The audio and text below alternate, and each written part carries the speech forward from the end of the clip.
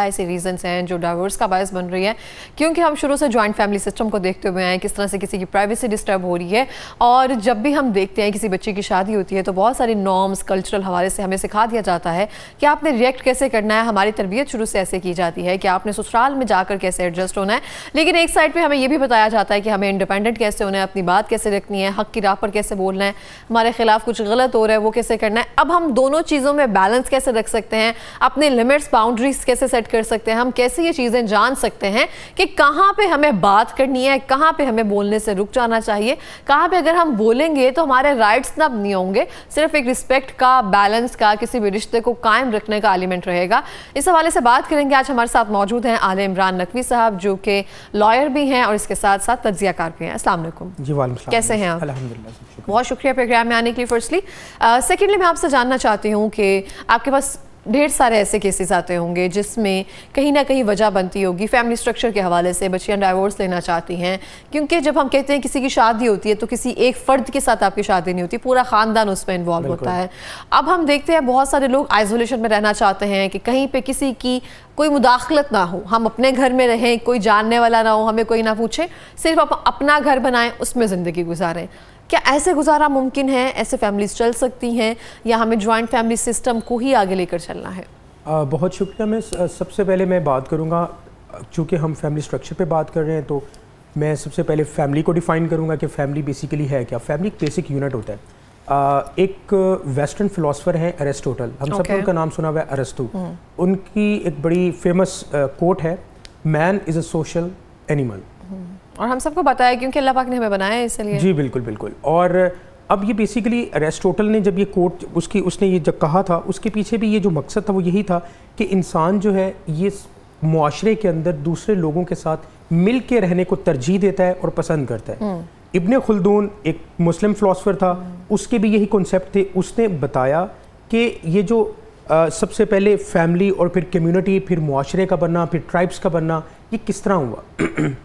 तो ये तमाम चीज़ें हमें बताती हैं। और अपार्ट फ्रॉम दिस बीइंग मुस्लिम, हम अगर देखें कुरान पाक की टीचिंग्स को, तो कुरान पाक में भी अल्लाह ताला ने फरमाया है कि we have created you from male and female and made you people tribes. और हमने आपके कबीले बनाए, हमने आपको मर्द और औरत से पैदा किया, खल्क किया और आपके कबीले बनाए। अब ये जो तमाम चीज़ें हैं ये हमें बताती हैं कि फैमिली, जी तख्लीक किया, ये हमें बताती हैं कि एक फैमिली की कितनी इम्पोर्टेंस होती है। अब हमारी चूँकि ये ईस्टर्न, हम ईस्ट में है ना, हमारा यहाँ पे मशरकी कल्चर ज़्यादा प्रिवेल करता है। हमारे यहाँ हम चीज़ों को वेस्टर्न कल्चर से कंपेयर करना शुरू कर देते हैं।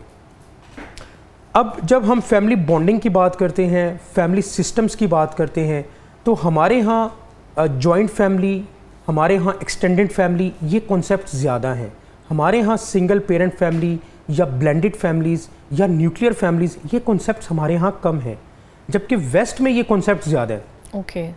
वहाँ पे हमने देखा है कि स्टेप स्पाउस जो होते हैं उनके साथ भी लोग रह रहे होते हैं, और इसी तरह एक्सटेंडेड फैमिलीज़ का भी कॉन्सेप्ट है, न्यूक्लियर फैमिलीज़ का भी वहाँ पे कॉन्सेप्ट है। उनके जो नॉर्म्स और कल्चर हैं वो हमसे मुख्तलिफ हैं। जब ये नॉर्म्स और कल्चर हमारे और वेस्ट के, जब इनका आपस में क्लैश होता है, कॉन्फ्लिक्ट आता है, टकराव होता है, जिसकी वजह से ये डिस्प्यूट्स और ये चीज़ें आजकल देखने को आ रही हैं और पैदा हो रही हैं। क्लैश किस तरह से हो रहा है? हम उनके भी नॉर्म्स अपने नॉर्म्स में शामिल करते जा रहे हैं या उनसे हम मुतासिर होकर अपने फैमिली सिस्टम को ख़राब कर रहे हैं? ये इसमें से अगर आप मुझे क्लियर कर दें। जी बिल्कुल। ये बड़ी एक इम्पोर्टेंट बात है कि हमारा जो मुआशरा है ये एक इस्लामिक मुआशरा है। हमने ख़ुद को एक इस्लामिक मुआशरा ही डिक्लेयर किया हुआ है। तो हमारे कॉन्स्टिट्यूशन ऑफ पाकिस्तान में भी पाकिस्तान एक इस्लामिक रिपब्लिक स्टेट है। लेकिन अनफॉर्चुनेटली वेस्ट का हमारे ऊपर जो इन्फ्लुएंस है, चूँकि हम उनसे आज़ाद हुए, उनसे हमने आज़ादी हासिल की। इवन के जो हमारा पहला लॉ बना, जो हमारा पहला कॉन्स्टिट्यूशन बना, वो 1935 का वो कॉन्स्टिट्यूशन, वो एक्ट था जो यूरोप ने बनाया, जो गोरों ने बनाया, और वो हमारे यहाँ पे इम्प्लीमेंट हुआ। उनकी बहुत ज़्यादा चीज़ें हमारे कल्चर के अंदर पेनिट्रेट करती गई। अब चूंकि इसमें कोई शक वाली बात नहीं है कि वो मुआशरा जो है वो एक तरक्की याफ्ता मुआशरा है, तरक्की याफ्ता कौमें हैं, और हमें नज़र भी आता है उनकी तरक्की के राज हम समझते हैं कि शायद उनकी जो तरक्की के राज हैं वो उनके नॉर्म्स में है, उनकी वैल्यूज़ में है। हम अपने इस्लामिक इंजेक्शन या अपनी इस्लामिक वैल्यूज़ को एक साइड पर रखते हुए हम समझते हैं कि उनकी तरक्की के राज, उनके जितना वो मुआशरा तरक्की कर रहा है उसके पीछे ये चीज़ें मख्फी हैं, लेकिन ऐसा नहीं है। अब उनके जो वैल्यूज़ और नॉर्म्स हैं वो हमारे वैल्यूज़ में पेनिट्रेट हो गई हैं और हमने उन चीज़ों को अडॉप्ट करना शुरू कर दिया है। जैसा कि एक कॉन्सेप्ट है, आप थोड़ी देर पहले बात कर रही थी सेल्फ आइसोलेशन का। अब बेसिकली हम ये सेल्फ आइसोलेशन उन मुआशरों में तो समझ में आती है क्योंकि उन मुआशरों में सेल्फ आइसोलेशन, इंडिपेंडेंट रहना, और इवन के 18 साल से उनके लॉज हैं, 18 साल के बाद जो है अब बच्चे जो हैं वो इंडिपेंडेंट हो जाते हैं पेरेंट्स से।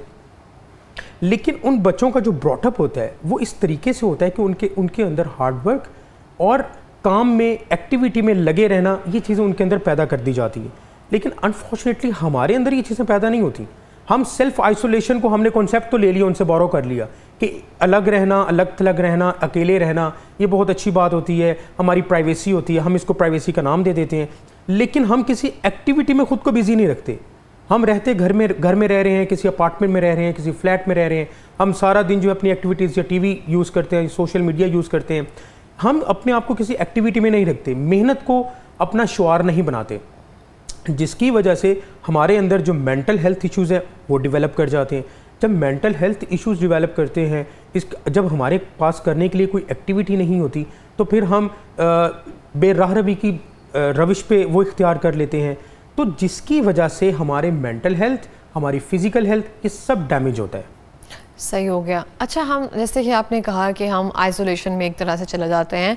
आपने देखा होगा बचपन में देहातों का अभी तक ये कल्चर है कि वहाँ पे बहुत सारे जितने भी उधर उम्र के लोग हैं वहाँ पे हुक्का पड़ा हुआ है और दरख्तों की छांव में बैठे हुए हैं, सब वहाँ पे बैठकर अपने मामला डिस्कस कर रहे हैं, सुबह देख रहे हैं। और गली में, मोहल्लों में या फिर देहातों में यही रिवाज है कि जिस घर में मेहमान आए हैं तो उनका है कि हमारी बैठक खाली है, यहाँ पर आकर बैठा जाए, सब आपस में मिल बैठ कर गुफ्तगू कर रहे हैं। वो है ही नहीं एक सेपरेट कमरे वाला रुझान, ये सब चीज़ें इस तरह से नहीं है। लेकिन कुछ घरों में भी ये चीज़ें तरतीब के साथ चल रही हैं, ऐसे रह रही हैं। अब हमने ये चीज़ें अडॉप्ट कर ली हैं, हमने उनका कल्चर हमने ले लिया है, हम किसी ना किसी तरीके से अपनी लाइफ में उसको ऐड ऑन करते जा रहे हैं। लेकिन कहीं ना कहीं अब हमें रुकना किधर है? हम अपने बच्चों की तरबियत कैसे कर सकते हैं? हम खुद कैसे अच्छे माँ बाप साबित हो सकते हैं जहाँ पे हमें लगे कि यहाँ पे बच्चों की नहीं हमारी गलती है, हमें यहाँ पे थोड़ी सी मेहनत करने की ज़रूरत है, या हमें यहाँ पे थोड़ी नरमी दिखाने की ज़रूरत है। क्योंकि हम देखते हैं कि वालिदैन स्पेसिफिकली इस चीज़ को बहुत ज़्यादा एग्जैजरेट कर देते हैं कि हमने पाला है, बिल्कुल इस तरह से उन्होंने जो सेक्रीफाइस हमारे लिए किया है उसका नेमुल बदल कोई नहीं है। वो बेहतरीन जिस तरह से हमारे लिए कर सके थे, रिसोर्सेज या जो भी बेहतर कर सके थे उन्होंने किया है हमारे लिए। लेकिन कहीं ना कहीं उनको भी ये चीज़ का एहसास कैसे दिलवा सकते हैं हम कि कहीं आपकी भी मिस्टेक हो सकती है अगर बच्चा कहीं पे गलत जगह पे या बच्चा इस रविश में चला गया है कि शायद मैं किसी के लिए तकलीफ़ का बायस बन रहा हूँ, कि मेरा अकेला रहना बेहतर है, कि मैं मज़ीद तकलीफ़ ना दूँ, मैं अकेला रह जाऊँ। जी बिल्कुल। पेरेंटिंग स्टाइल जो है दिस इज़ वेरी इम्पेरेटिव, और पेरेंटिंग स्टाइल पे ये वो चीज़ है जिसको हम बहुत इग्नोर कर देते हैं, बट ये कंसिडरेबल है, इसको कंसिडर करना चाहिए। हमारे यहाँ पेरेंटिंग स्टाइल डिफरेंट है, चूँकि आप जिस तरह आपने बात की कि अर्बन और रूरल, हमारा बेसिकली हमारा जो मुआशरा है ये मल्टी कल्चर मुआशरा है। यहाँ पे रेस, डिफरेंट रेसेस हैं, एथनिसिटी काफ़ी है, तो हमारे यहाँ पेरेंटिंग स्टाइल्स डिफरेंट हैं। हमारे यहाँ पेरेंट्स का जो बच्चों का ब्रॉटअप होता है वो डिफरेंट है। अब देखें जैसा कि जो रूरल एरियाज़ में बच्चे हैं उनके यहाँ उनके जो वालिदैन उनकी तरबियत करते हैं वो बिल्कुल मुख्तलिफ है एक शहर के अंदर एक अर्बन लाइफ से। वहाँ पे बड़ों का, बुज़ुर्गों का होल्ड होता है, वहाँ पे बड़ों को बड़ा ओबे किया जाता है, वहाँ पे जो बुज़ुर्गों को ओबे किया जाता है। इस चीज़ को इग्नोर करते हुए, एक साइड पर रखते हुए कि वो बात सही है या गलत है, लेकिन बस बड़ों को, बुज़ुर्गों को ओबे करने का उनके अंदर ये चीज़ इन्फ्यूज़ कर दी जाती है। लेकिन शहरों में ऐसा देखने में नहीं आता। आजकल शहरों में क्या है, आजकल शहरों में फ्रीडम है, बच्चों को कुछ फ्रीडम दी जाती है। कोई शक वाली बात नहीं है कि ये जो फ्रीडम है ये देनी चाहिए बच्चों को। बिल्कुल आप एक प्रेशर के अंदर नहीं रख सकते और रखना भी नहीं चाहिए, बच्चों को आज़ाद छोड़ना चाहिए, लेकिन उसकी आपको ज़रूर एक लिमिट सेट करनी पड़ेगी। देखिए एक बड़ा फेमस प्रोवर्ब है, excess of everything is bad. आप किसी भी चीज़ में, चाहे वो मोहब्बत है, नफ़रत है, हसद है, इंतकाम है, दुश्मनी है, आप किसी भी चीज़ में एक हद से, एक लिमिट से बढ़ जाते हैं, एक्सेस में चले जाते हैं, वो आपके लिए नुकसानदेह है। तो हमें बिल्कुल आज़ादी दें बच्चों को, लेकिन इतनी भी आज़ादी एक्सेस देखें। हम बड़े हमारे माशरे में केसेस आपने देखे होंगे, बहुत पिछले दिनों काफ़ी केसेस सुनने में आए, एक्सीडेंटल केसेस बहुत हुए हैं। 12-12 साल के, 14-14 साल के बच्चे होते हैं, आप उन्हें गाड़ियाँ दे देते हैं, ड्राइव करें, वो सड़कों पे रेसेस लगा रहे हैं, यूनिवर्सिटीज़ कॉलेजेस से निकल रहे हैं, वो सब देखें। ये एक एक्सेस है।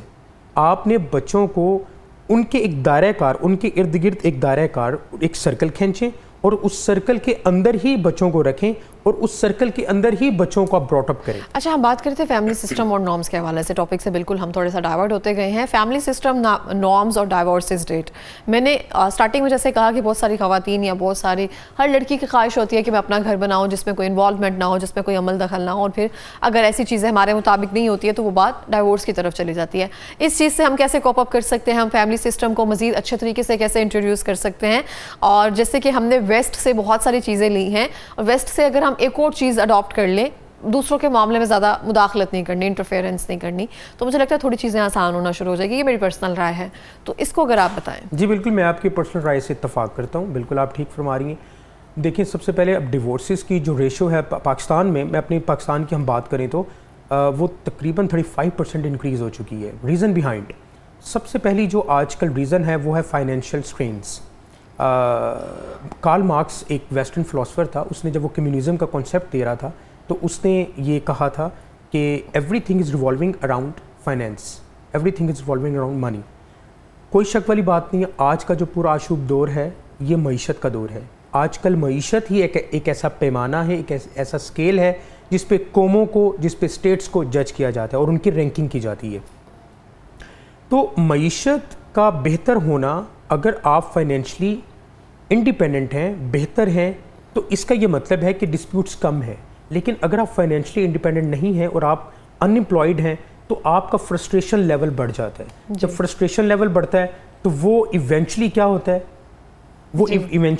है, इवेंचुअली वो डिस्प्यूट्स की तरफ बात जाती है। तो इसलिए हमें दूसरी चीज़ जो है, जो डिवोर्स की कॉज बनती है, वो है लैक ऑफ कम्युनिकेशन। हमारे हस्बैंड और वाइफ के बीच में एक कम्युनिकेशन गैप रहता है।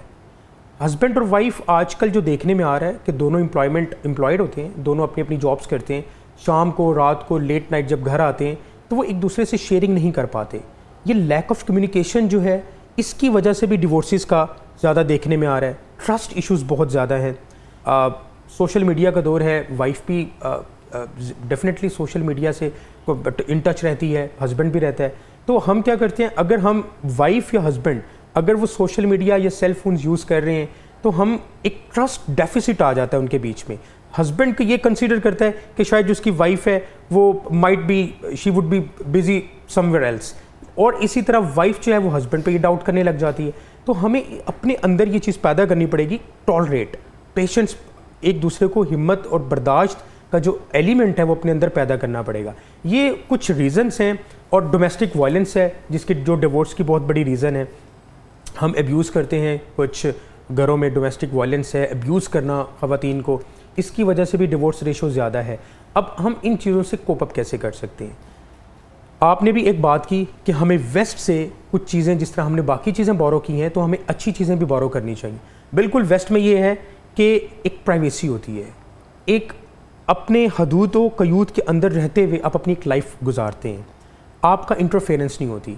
हमने अक्सर देखा है कि इन लॉज की बहुत ज़्यादा इंटरफेयर होती है हमारे घरों में, इन लॉज की नहीं तो आपकी जो फैमिली के अंदर मेंबर्स होते हैं, जो आपकी सास होती हैं, जो आपके ससुर होते हैं, उनकी इंटरफेरेंस होती है। तो बेसिकली हमें जो है ये चीज़ें इंटरफेरेंस के बगैर हमें अपने हस्बैंड और वाइफ के मामलात में इन लॉज को चाहिए कि वो अपने इन मामलात में बिल्कुल इंटरफेयर ना करें। तो इन चीज़ों को अगर हम अडॉप्ट करेंगे, इन चीज़ों का ख्याल रखेंगे, तो डिवोर्स रेशोज़ जो हैं वो कम होंगी। ठीक हो गया। अच्छा, हम देखते हैं एक बहुत ज़्यादा हॉट टॉपिक चल रहा है हुमैरा असगर के हवाले से, उस बारे में आपकी क्या राय है, उस बारे में क्या कहना चाहेंगे आप? जी बिल्कुल, हुमैरा असगर इसी चेन की एक कड़ी है कि देखिए, हुमैरा असगर का जो आजकल आया है केस, उसमें उसकी रीज़न क्या थी? Self isolation. अपेरेंटली जो चीज़ें देखने में आ रही हैं, अभी तो ये केस अंडर इन्वेस्टिगेशन है, अभी तो इसमें काफ़ी कुछ देखेंगे, उसकी सैंपल लेंगे बोन्स का, डिकम्पोजिशन देखेंगे कि ये डेड बॉडी कितने टाइम पुरानी है। तो अब उसमें भी सेल्फ आइसोलेशन हमें देखने में आ रही है, पेरेंट्स से दूर रहना और सेल्फ आइसोलेशन में रहना। इसकी वजह से ये एक ऐसी चीज़ थी जो कि सामने आई। अब उसमें चूँकि पहले भी एक केस आया, एक एक्ट्रेस थी आयशा खान, उनका भी हमने देखा, वो भी सेल्फ आइसोलेशन में रहती थी, बच्चों से पेरेंट्स से दूर रहती थी।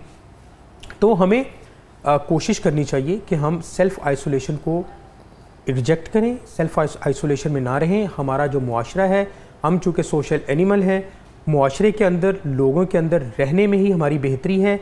और अगर हम इन तमाम चीज़ों को देखें तो ये तमाम चीज़ें अपने एक ग्रेव कॉन्सिक्वेंसेस होते हैं इन तमाम चीज़ों के।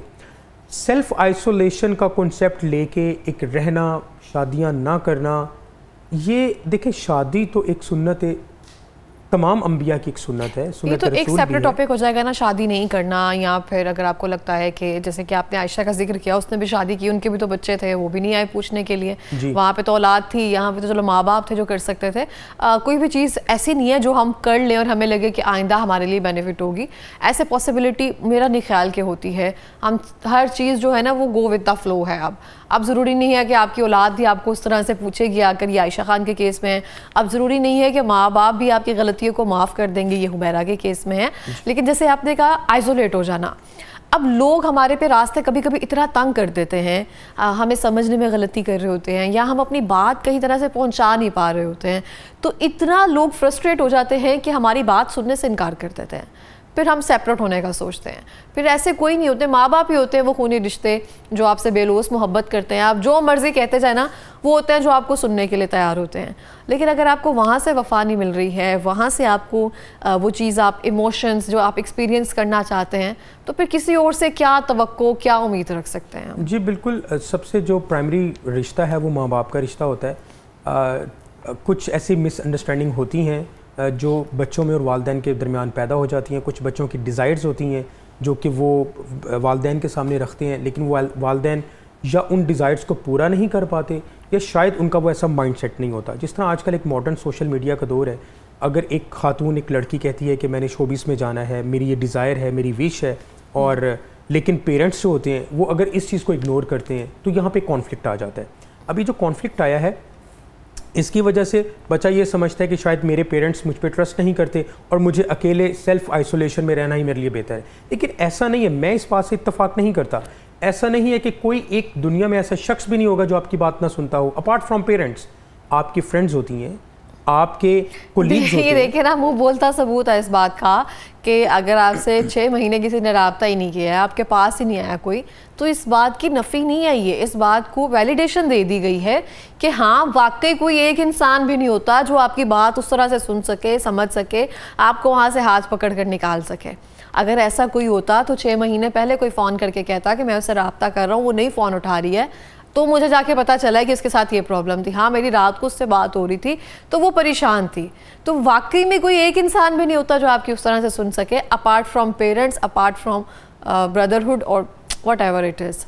देखिए, ये पहले तो सबसे पहले बात ये है कि ये इन्वेस्टिगेशन अभी तो इसमें बहुत कुछ, जब इन्वेस्टिगेशन चल रही है फिर ही पता चलेगा। अभी तो ये अपेरेंट जो चीज़ें हमें नज़र आ रही हैं, जैसा कि उनका एक मेकअप आर्टिस्ट हैं, उन्होंने बताया कि 6 महीने पहले मेरा राब्ता हुआ था, अचानक उनसे राब्ता ख़त्म हो गया। फिर उनके जो ऑनर हैं, देखिए लास्ट डायल नंबर वो सितंबर का ही आ रहा है और इन चीज़ों को ही हम लेकर चलेंगे। अगर इन चीज़ों को अगर हम देखते हैं, बिल्कुल ये तो अपेरेंट चीज़ें हैं ना जिनसे पता लग रहा है। अब देखें, क्या पता कि वो टाइम जहाँ पे जब उनकी डेथ हुई है उसके बाद से 6 महीने ये वो वाला टाइम पीरियड हो जिससे उनका कोई राब्ता ना हुआ, उससे पहले भी तो उनके मैसेजेस या उनकी बातचीत है। हम 6 महीने मैं तो यही तो आपसे कह रही हूँ कि 6 महीने पहले सारी बात है किसी से राब्ता होगा, लेकिन वो कितना खोखला राब्ता होगा कि अगले 6 महीने किसी ने राब्ता ही नहीं किया। फ़ोन जब चेक किया गया, कोई नोटिफिकेशन, कुछ ना कुछ, किसी ने स्टोरीज, कोई उसके घर, कोई तो आता है ना। अभी तो लैंडलॉर्ड गया ना, तो अगर इतने कोई ख़ास रिश्ते थे जो आपकी बात सुनते हैं, समझते हैं, तो कोई एक तो निकलता ना। ये तो मैं तीसरा चौथा बंदवा नहीं कहूँगी, 10वां 11वां कोई इंसान गया, लैंडलॉर्ड तो जाके पता चला है। तो यही रिश्ते हैं आजकल, यही हकीकत है। हम जजमेंटल हैं, हमें कोई समझ नहीं रहा। जितना हो सके अपने दिल को नरम रखें और दूसरों के लिए मैं कहती हूँ अच्छा सोचें, टॉलरेंस पैदा करें, पेशेंस पैदा करें, लोगों के साथ मिलके बैठें, जजमेंटल नहीं हो आप बिल्कुल ना, बिल्कुल आप नहीं कहेंगे। वो कोई भी काम करिए, जो भी करे वो उसका फेल है, आपका फेल है। उसकी बात सुनना, अच्छे लिसनर बन के किसी की बात सुने, क्या चला जाएगा अगर आप किसी की 5 मिनट बात सुन लेंगे। जी बिल्कुल, ये देखें अब ट्रेट्स हैं हमारी, ह्यूमन, एक इंसान के अंदर ये अल्लाह ताला ने एक ट्रेट्स पैदा कर दी। हमारी ये ट्रेट्स हैं, हमारे अंदर जो फितरती जबिल्लतें जो हमारे अंदर पैदा की गई हैं, उसमें से ये एक है कि हमारे अंदर ये एलिमेंट पेशेंस का टॉलरेट करने का रखा गया है। ठीक हो गया, बहुत बहुत शुक्रिया प्रोग्राम में आने के लिए, थैंक यू सो मच।